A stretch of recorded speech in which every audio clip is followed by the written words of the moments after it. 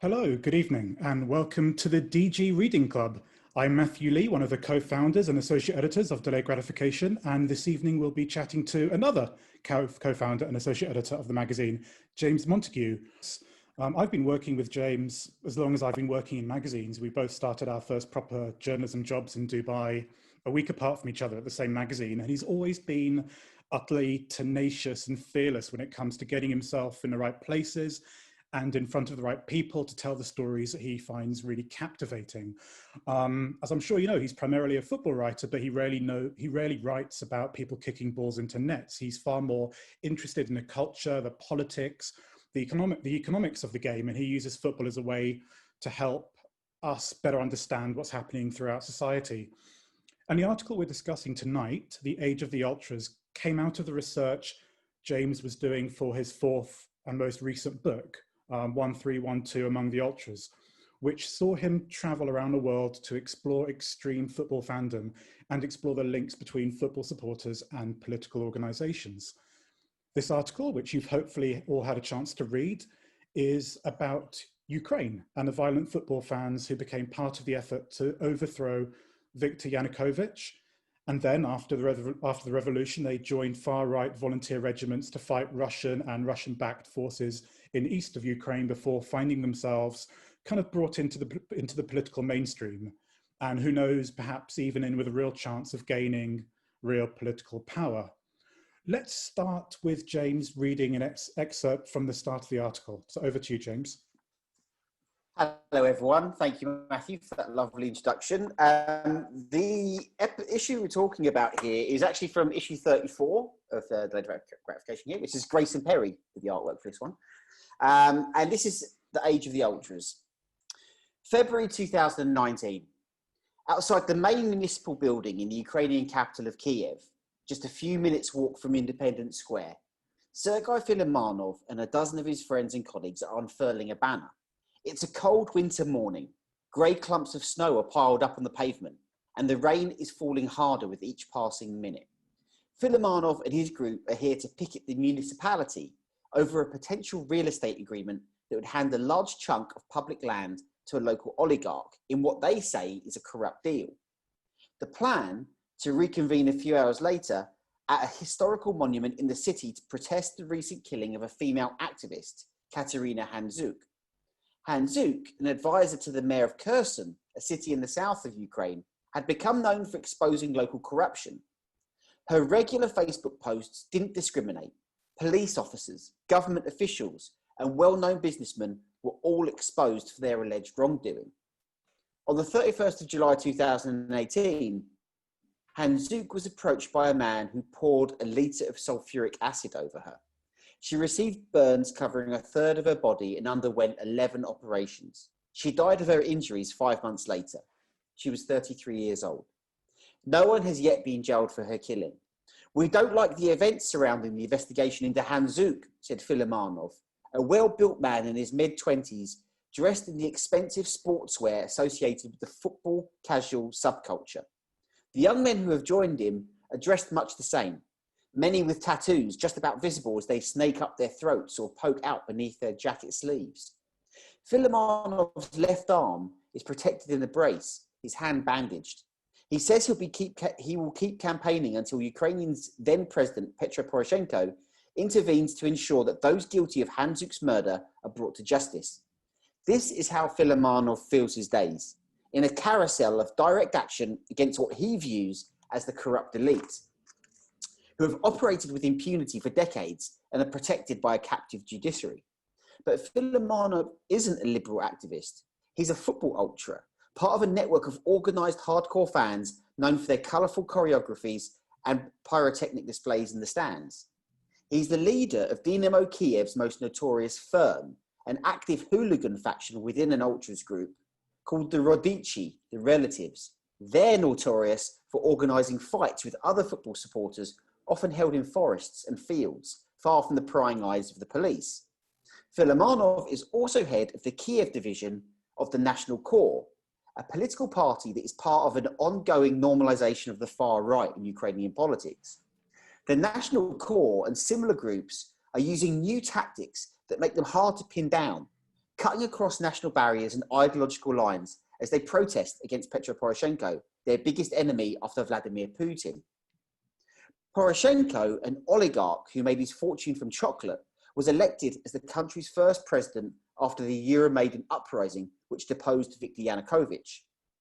He has overseen a disastrous war in the East, whilst the economy has flatlined. His popularity is in the basement, and he's lying third in the polls ahead of a presidential election due to start in the month. Such as Ukraine's disillusionment with politics, an actor is leading the polls. Volodymyr Zelensky, a man with zero political experience and an unclear agenda. In the Ukrainian series, Servant of the People, Zelensky plays Vasil, a teacher who accidentally became president after a secretly recorded video of him railing against corruption went viral. For Ukrainians jaded by years of corruption and war, Ukrainians' answer to Martin Sheen, who played the US President Jed Bartlett in The West Wing, seemed as good as bet as anyone. Filimonov has been busy organising protests at Poroshenko's campaign rallies, but today he has more immediate concerns. He nods towards a nearby police officer who is listening to our conversation. This is the head of local police, he says. He's listening to us, he says. We're being watched by spies. Thank you, James. Let's first backtrack a little bit. The story is called The Age of the Ultras, and for your book, you met ultras around the world. What are ultras, and what do you find so interesting about them? If you watch any football match, I mean, not in the age of COVID, but before last year, for instance, you will see in the stands, usually behind the goals, an organised mass, usually of young men who have made choreographies in the stands. They have a uniform look. They have these climactic displays, usually with songs, usually with flares. And that's the sign of the ultras. Now, the ultras are organised football supporters, and it's a culture that originates from Italy in the late 1960s. And it became so popular, it kind of moves out of the kind of, at the time, in the late 60s, early 70s, Italy was a pretty politically very polarized place, and a lot of that moved into the football stadiums. And so you had this ultra culture developed there, and much of the look is retained today. And it became so popular and it became so powerful because these were organized groups that in many cases, they were running the clubs, or they were one of the most powerful entities within the clubs.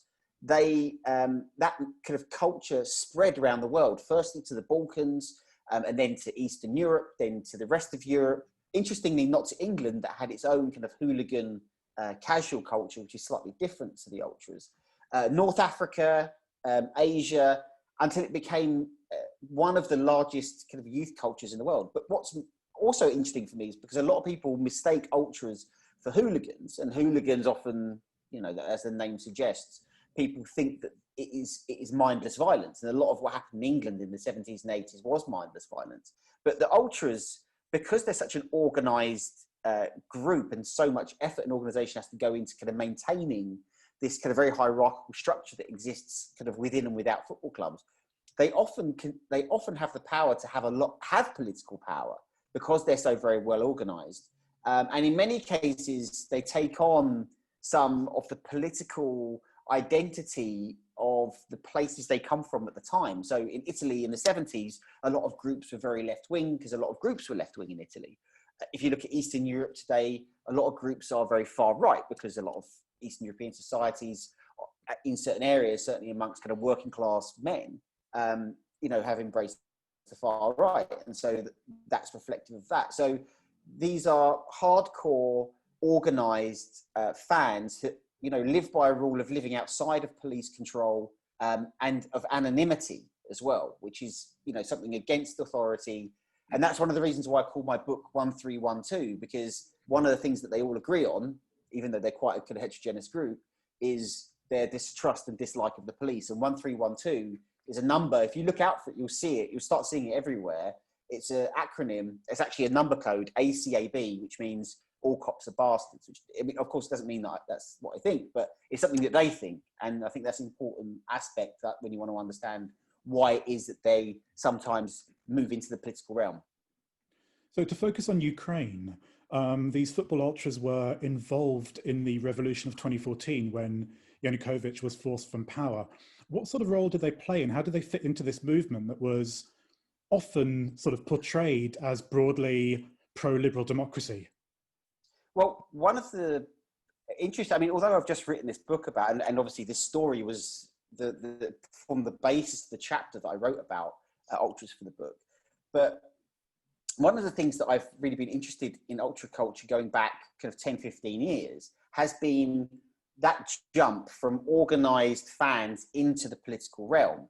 I mean, I saw it first for myself in Egypt, for instance, where when the revolution took place in 2011 in Tahrir Square, I noticed that it was ultra groups who were at the front of the protests. And when that revolution was won, although eventually it was lost, those ultras became kind of revered group, that they were seen as the protectors of the revolution, and their songs, which were very poetic and against the police and against authority, became the songs of the protest. Their aesthetic became the aesthetic of the revolution in many respects.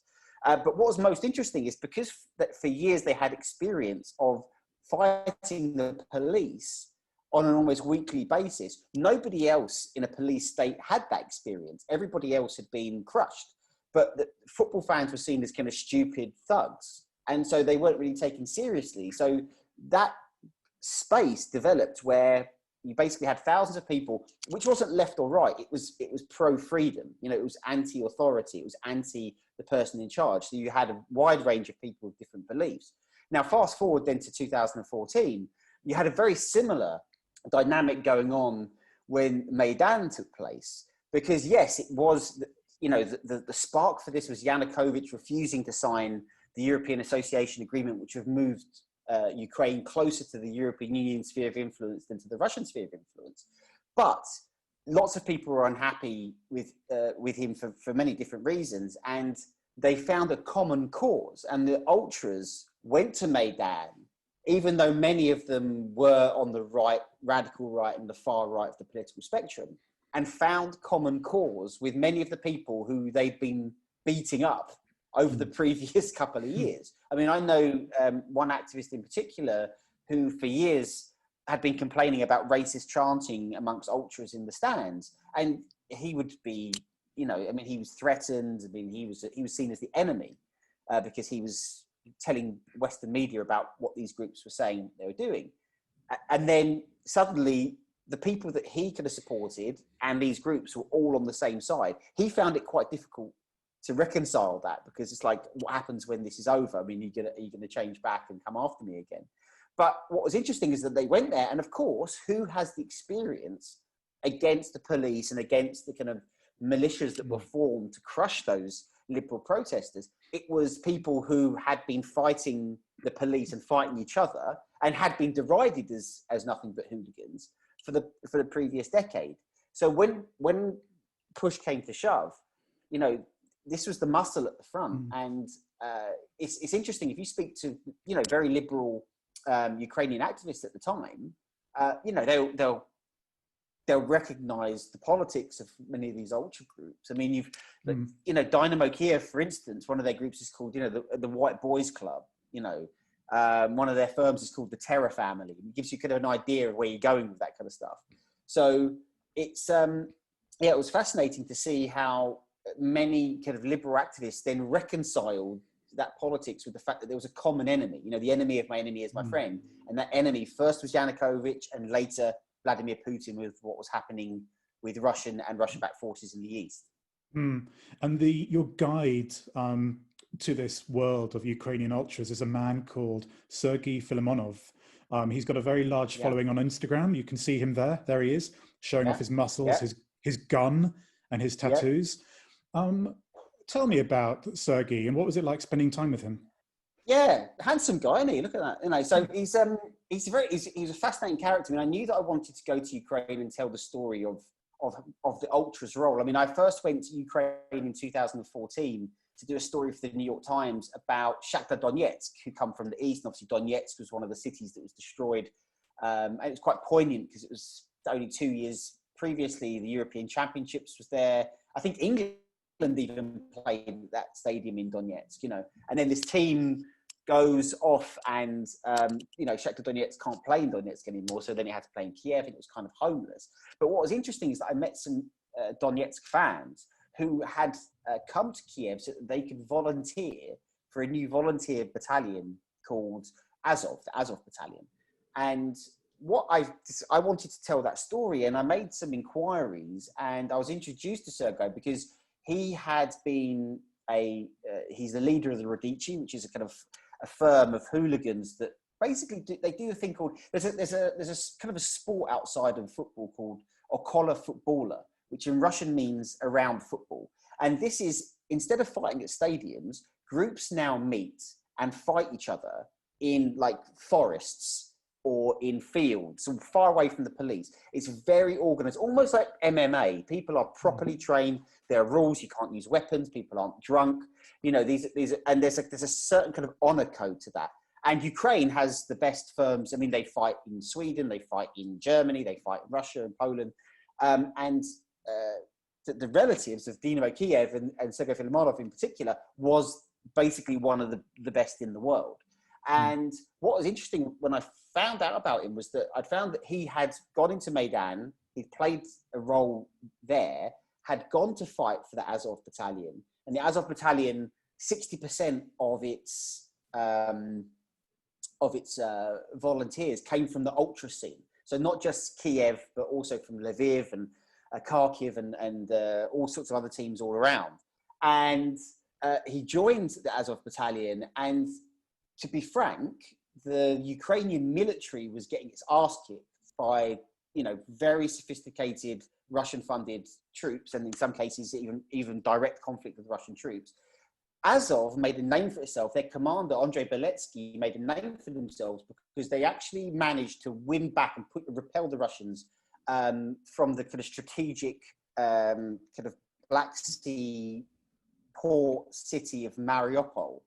And so he's part of that. He gets injured and he comes out. But the Azov Battalion and the veterans from the Azov Battalion, because they managed to retake this important city and hold off the Russian advance, and in many respects, people say save the territorial integrity of what was left of Ukraine after Crimea had been taken. He'd come back from that, and because he'd had such good organizational skills in the ultra scene, he had excelled himself as a fighter. Even though he was injured, he excelled himself as a fighter in the Azov Battalion. When he came back, he was kind of earmarked as a potential political figure, and he was hired he was appointed the head of the Kiev chapter of the National Corps, which is the political party that grew out of Azov, that then wanted to take some of that far-right, extremely nationalistic politics that those members believed in and try to convert it into electoral power. And as you can see from the pictures, he was a very interesting character because he was intelligent. He was very photogenic.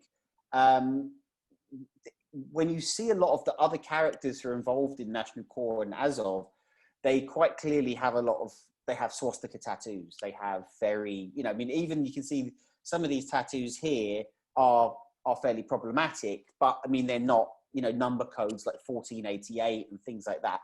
It was somebody who could be kind of polished up as a front, as somebody who could kind of present a very polished face of National Corps. So when I met him, he was very much a man who was on the up in terms of where he was going politically, building on all the experience that he'd earned and experienced as an ultra and then as a volunteer.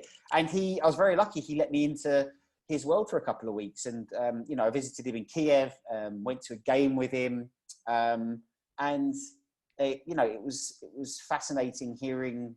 But one of the other things that was all the times I'm thinking about, okay, a lot of these people I'm meeting are involved in quite, far right politics. I mean, I don't think it's wrong to say that. But how Filimonov had kind of presented the group was by finding common cause with activists. So I mentioned in my piece earlier about Katerina Handzuk, who is a very famous case in Ukraine. This female activist very brave woman, and she suffered a horrific death at the hands of a corrupt oligarch and his goons for exposing corruption. And Filimonovic was campaigning for justice for her. Now, usually you would see that as an issue that the left or the liberal intelligentsia took up.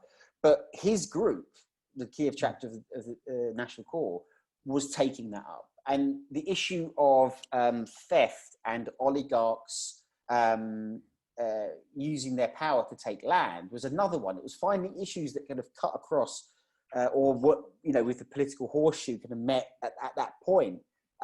So it wasn't, although there's definitely evidence of this kind of actions in the past, it wasn't beating up necessarily, or certainly they'd evolved from destroying Roma camps, which is something that a lot of these groups are involved in the past, and presented themselves as an acceptable and respectable element of civil society. So to the point where many people now call them activists and don't refer to their admittedly quite far right politics. Just a reminder, do send in your questions. We'll be getting to them soon. It's this the sort of normalization of these far right extremists that you're speaking of, the mainstreaming of them. What sort of popular support do they have in Ukraine today, given that last year this actor and comedian, this populist, Zelensky, was elected president? How did the far right and ultranationalists group fare? How did they fare in that election, and what's the situation like now? Well, so this is a very interesting thing, because there are two issues here. Someone like the National Corps and the National Militia, which is an offshoot of that, they have extremely organised street movement. They get people on the street, boots on the street, for protests. I would see all these anti-Poroshenko protests. The previous president, who got demolished by Zelensky in the elections, and they were very anti-Poroshenko. And I would see these videos. I'd see Filimonovic at the front, because I'd recognise, because he'd broken his finger, I think, by like a Greek police officer had broken his finger when they'd gone to see Dynamo Kiev versus Olympiacos in the Europa League, or was the Champions League qualifier? I can't remember. You'd always see him at the front, and so they had a very organised street movement. And so that obviously that's very intimidating as well. If you're a kind of marginalized group, if you're LGBT group, if you're a Roma group, if you're a person of color in Ukraine, that's intimidating. That's a scary thing. If you look at political power, it looked like at some point that the far right might have made a breakthrough. But what happened with this election was that Zelensky destroyed Poroshenko and then brought forward a parliamentary election, and the far right decided to band together to create a kind of super far right, a kind of radical right coalition. They've got a list system in the Rada, and if you get 5%, then you get seats in the Rada. So all of Andrei Beletsky and a lot of other characters were on that list, but they didn't make that 5% threshold. So there are people who quite rightly say, look at the number of people on the streets with swastikas and obvious far right kind of paraphernalia, and that is a scary street movement that needs to be taken seriously, next to the fact that they don't get more than 5% support. So electorally, they are not a popular, or certainly their popularity has waned. But there's two other things about this, is that was there? No, actually, no. You can come in now. I've got to take a breath. Let's jump to, we'll have a spoiler alert. I'm going to jump to the very last line of your story. Right. There's this wonderful twist ending in which Sergei admits that he doesn't like football, which is a bit of a surprise. How much is this ultra culture really to do with, people kicking balls into goals, and how much of it is to do with politics? And if it's more to do with politics and sport, how did football become the vehicle for these extremist groups? it's not even anything to do with politics. I mean, politics is something that the right conditions arose, as they did in Egypt, as they did in Turkey as well, during the Gezi Park protests, where ultras again played a role in that as well. The conditions were right. What's interesting is that Sergei, it wasn't actually surprising. I mean, when I was researching 1312, I met Diabolic, Fabrizio Pizzitelli, who was a member, the leader, not the founder, but the leader of the Irreducibile, which is, neo-Nazi ultra group of Lazio, who are really famous for having their far-right supporters. I mean, I went into his office in Rome and, he had a massive portrait of Mussolini. When he walked in, people gave him the Roman salute. I mean, it's when I interviewed him, like, well, what's your favorite Lazio player? Like, I asked him, and I actually made a habit of saying this, like, do you like football still? Like, he didn't really like football. He didn't really know who was in the Lazio team at the time, and he freely admitted it. And what you realise over time is that it wasn't about football. It was about belonging, and it was about finding a culture and a home and an identity that it could have been hardcore punk. It could have been heavy metal. It could have been squash.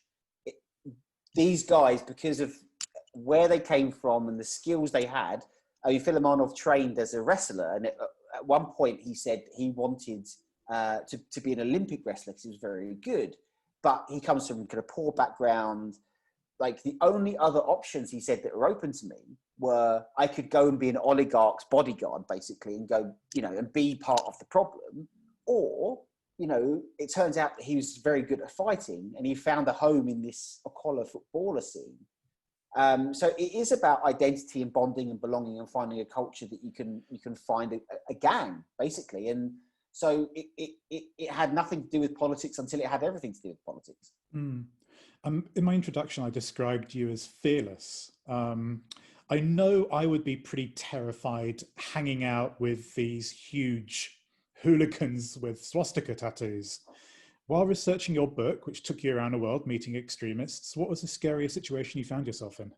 It wasn't, I guess, like, if with Filimonov, you knew that it was a controlled situation. One thing I should add, this is what I was going to try and put my moment blank before, was that what happens is Filimonov actually leaves the National Corps. So he doesn't stand in that election that takes place, the parliamentary election, even though he was being groomed for it. He ends up actually quitting because he wasn't picked to be on the list, but there was basically some corruption scandal within the Azov movement that made him leave, and he's got his own kind of like street, kind of, not sure what it is, kind of part hooligan movement, part kind of branded t-shirt movement, part protest movement.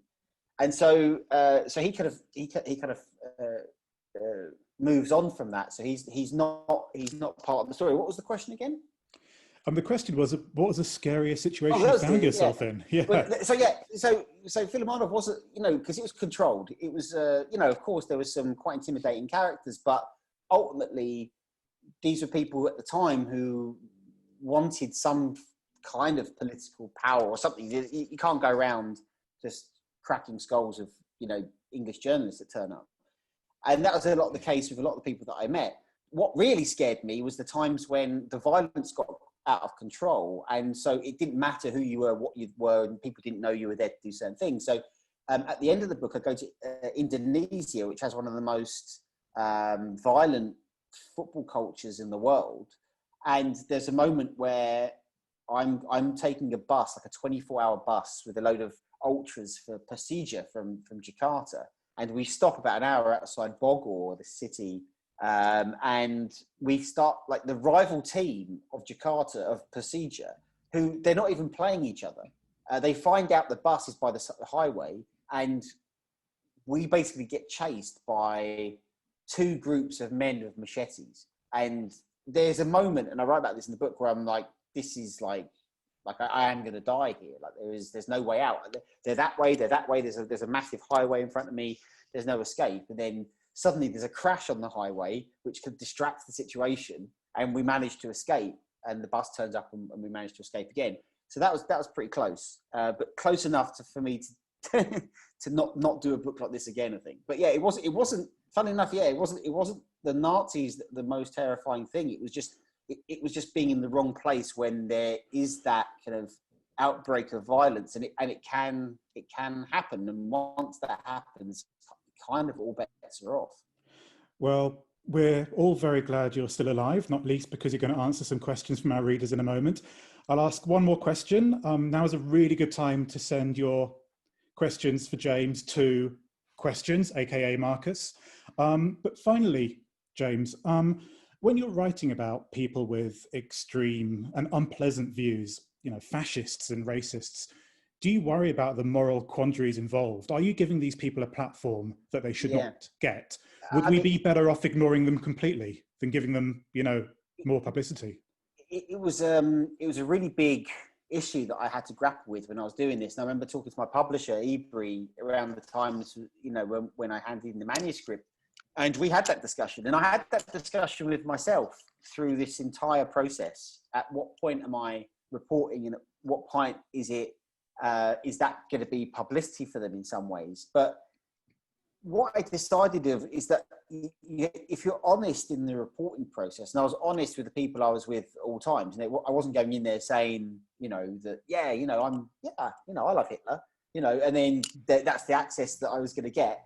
I was going in there and saying, look, tell me what it is you believe in, because I believe that you've got to tell the world the reality of what's going on. It's not going to go away if you don't write about it. And so as long as I had that conversation with myself at every step along the way during the reporting process, and I was honest with the reader, and I was honest with the people I was writing about, and if I'm frank, I mean, a lot of the words that are reported completely accurately, they're not positive. I mean, a lot of people aren't going to go, oh yeah, that's great. I mean, it kind of also exposes, puts a lot of those ideas into kind of daylight as well. So it was something that I really, I've not struggled with, but certainly kind of like that was the key kind of moral issue that I always had. And I always thought, like, when I first started thinking about writing books, I mean, two of my favorite authors were Louis Theroux and especially Jon Ronson. Them, which is again a book that kind of deals with people who follow very extreme kind of subcultures, and he has almost a kind of, with time, he's had a bit more of a moral quandary about it as well, because many of the people he meets do turn out to do some pretty bad things. I mean, he meets Alex Jones, Omar Bakri, who then ends up being, I mean, is Omar Bakri in jail right now because of ISIS funding, or there was some, I'm not sure if that's true, but there was some, I think he might have been deported to Lebanon or something. So, but the point is that many of the people that he interviewed had, ended up, becoming these kind of quite monstrous, and he had a kind of mea culpa moment about that. And I hope I don't have that. Well, in fact, I mean, one of the person I mentioned, Fabrizio Pizzatelli, actually, he was executed about 3 months after we spoke. I mean, he was just shot in the head in a park in Rome, because he was involved. He was also involved in all sorts of organised crime and things like that. So yeah, it was something that always preoccupied me, and I left it ultimately to the reader to decide whether they think I trod that line correctly. And I was really pleased, because I sent the book to Cas Mudde, who's one of the kind of leading scholars on the far right in Europe, and he's a columnist for The Guardian. And, I asked him what he thought, and that went a long way as well to kind of assuage, like, just making me feel that I had got that balance right. Great. Do we have any questions for James? We've had a lot of good questions. Yes, we've had some excellent ones. I'm going to start with one from MC. And they've asked, are there other examples of part ultra militia groups or private ultra militia groups like Azov becoming legitimized through military service, or is this unique to Ukraine?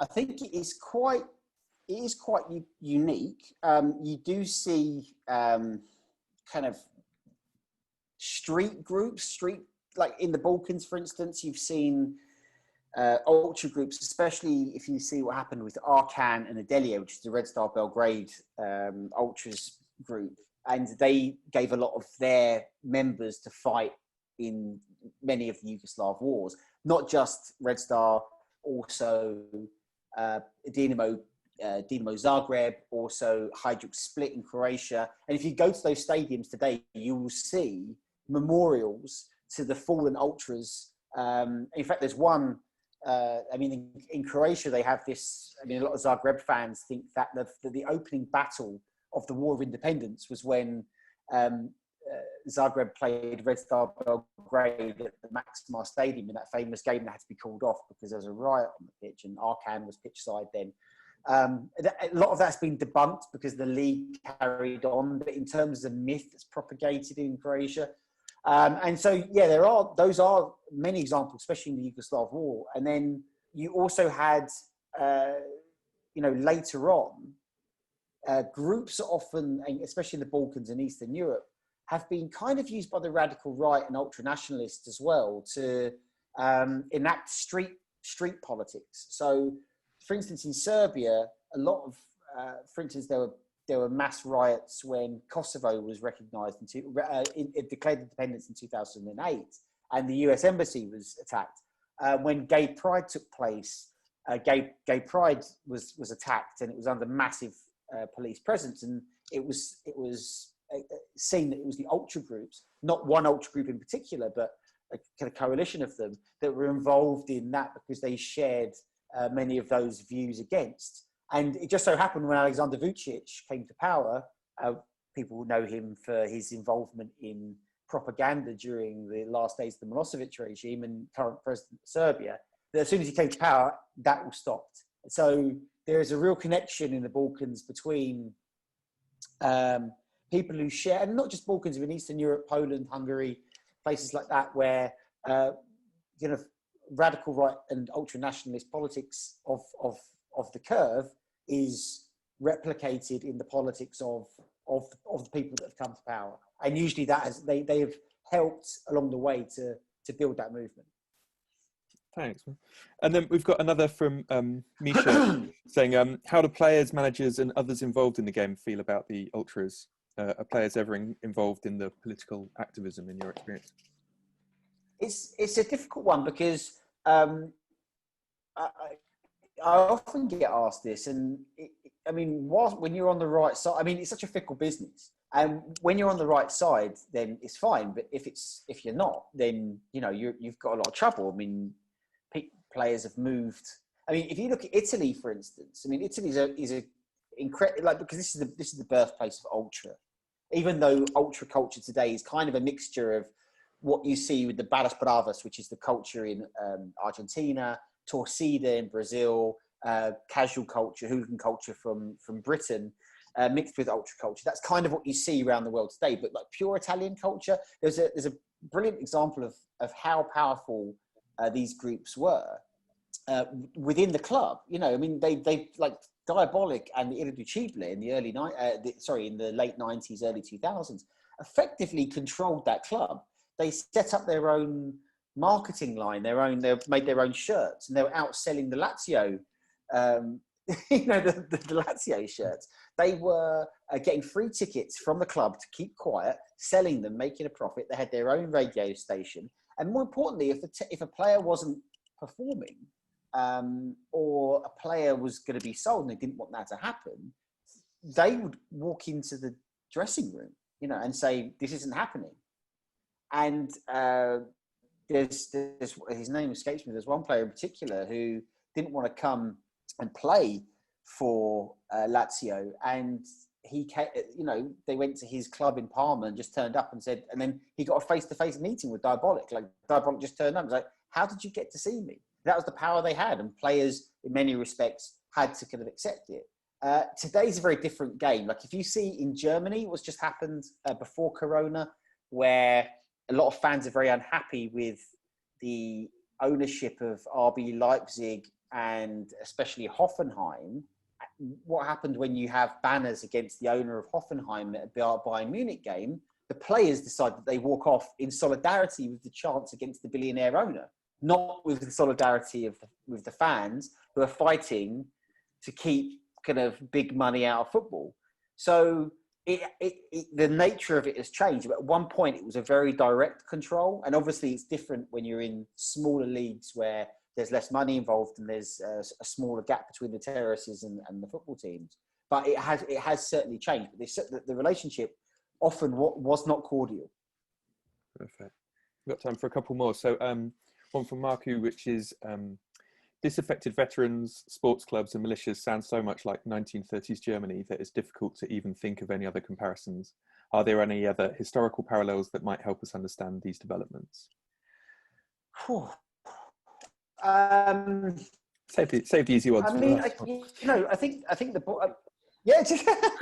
I mean, I would. These are great questions. I mean, the Balkans is a good place to look to see, not only how these groups are mobilised, and this wasn't just one group at Red Star Belgrade, which is also. I mean, also, I was until recently I was living in Serbia, so I spent a lot of time kind of thinking about this. But it wasn't just these groups from one club; it's from several clubs, and then how they're viewed in society afterwards, and what their places in society afterwards. The Delier and the Grabari at Partizan Belgrade are extremely powerful organisations, and that is partly because of the strength they showed during that conflict, but also because the type of organisation that they are is very difficult to dismantle. So yes, okay, it doesn't necessarily have to be a direct parallel with 1930s Germany, but in terms of seeing how those groups move from being on the terrace to the battlefield and then back into normal society. I mean, for instance, Alexander Vucic himself, I mean, there's a couple of times I've mentioned him, his story is very much, he was a member of the Delier, and he doesn't say he didn't go and fight because he doesn't seem that kind of guy, but he was there at the Maximar Stadium, and that's part of his origin story, that he was a mad Red Star Belgrade fan, member of the Delier, stood in the North Stand, and then goes into government and, first as kind of propaganda minister, then as prime minister, now as president. I think possibly might be the first ultra president, in European history. So you can see how that journey does take place. I think the Balkans is a really good place to see that happening, or seeing it happen. Perfect stuff. A question from Mike. Did you speak to many ordinary Ukrainians about National Corps, Azov, and the hooligan groups? And if so, what was the general impression people had? Yeah, I mean, it's quite interesting. So if you speak, there are people who are like, if you speak to Pavel Klimenko, he works for FAIR, which is one of the big organisations that works with UEFA to try to stamp out racism and hooliganism and anti-female chants, anti-LGBT chants in football. He would say this is ridiculous that these groups are being accepted in society. They're still extremely problematic. The ultras, especially, and this is one of the things actually he said to me, was like, everybody knows that the ultras are heroes, right? That's been pumped out on the radio, on the TV, their documentaries. They have been lionized within Ukrainian society. So, if you're, an OAP, you're a pensioner from the far west of the country, the village outside Lviv, even that the ultras, they're heroes. They volunteered, they ran to the front line. And even a lot of liberal activists and a lot of it depends whether you want to call liberal activists normal people or not, but, will say that, okay, they have these politics, but, our enemy at the moment is Russia and Vladimir Putin. And so we share an alliance against those people. They've shown more willing than even, our political class, oligarch class, anybody else. So in that respect, yes, we disagree politically, but that's a massive tick in the kind of yes column. So it's a very complicated picture. And I think we've got time for one more, maybe one more after that. But question from Vicky, kind of, if COVID restrictions on stadiums continue for a long time, how do you see that affecting the ultra culture? Will it undermine it? Do you think it will transfer to something else? I mean, I've been thinking a lot about, I've got a German version of 1312 coming out in a couple of months. And they asked me to write a prologue exactly about this. And there are two things. One is that, of course, if you don't have football matches, that's the kind of, that's the ultimate engine, right? Like this movement is powered by that kind of 90-minute us versus them moment where where you're all together and all that work, building that choreography, all the organization comes together and that kind of powers you on. So not having that I think is going to be quite problematic for the scene.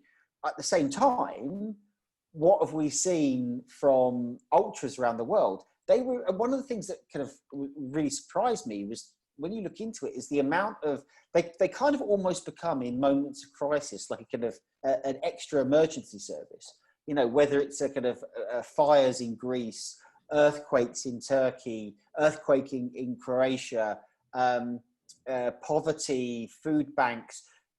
When Bergamo, and a chapter in my book is about the ultras of Atalanta from Bergamo, and they've got a very different, they've got a bit of kind of Robin Hood, a very kind of romantic figure as the head of their ultras. But that city was absolutely decimated by COVID, and it was the ultras that organised or played a massive role in building a field hospital there that helped to kind of help the thousands of people who got sick there. So they during COVID they have become, in Germany's the same, this big ultra scene in Germany, gathering money for Brescia, for instance, which has a big curve there. So there's also a lot of cross-border fraternity between ultra movements. So they're still there. They're still doing things. They're still doing climactic displays, but they're doing them on the streets, and they're kind of repurposing how they're acting. But saying that, one really last important point about this is that football back on the big screen doesn't quite feel the same, and everybody knows it. So until COVID, they were seen as a problem that needed to be stamped out, and the laws being brought in Italy to stop it. They were being brought into Germany, really been successfully kind of dealt with, or the hooligan culture has been successfully dealt with in England. And this was happening, all across the board. And what's happened now that COVID is, you realise that without them, not only is football doesn't feel the same, doesn't sound the same, it doesn't feel as exciting. TV broadcasters have worked out that the product isn't as valuable anymore and don't want to pay as much money without fans. And the ultras are a massive part of building the aesthetic around which football sells itself. When you see adverts on TV and in newspapers, you don't see, I mean, sometimes you do see some boring stuff, but it's about fire and banners and singing and passion. And they've become almost a kind of lodestar for that. And so, I hope that when they do come back, and it's going to be a while, I mean, it's a culture that knows how to defend itself and to survive in some pretty repressive places. So if it can survive through this period and keep that organisation going strong, because there are very many negative parts about culture, but there's some extraordinary positive ones as well, then they should realise what their power is in terms of, they are important to this product, this global entertainment product. And, that I hope that they can leverage that to not be legislated out of existence. Perfect.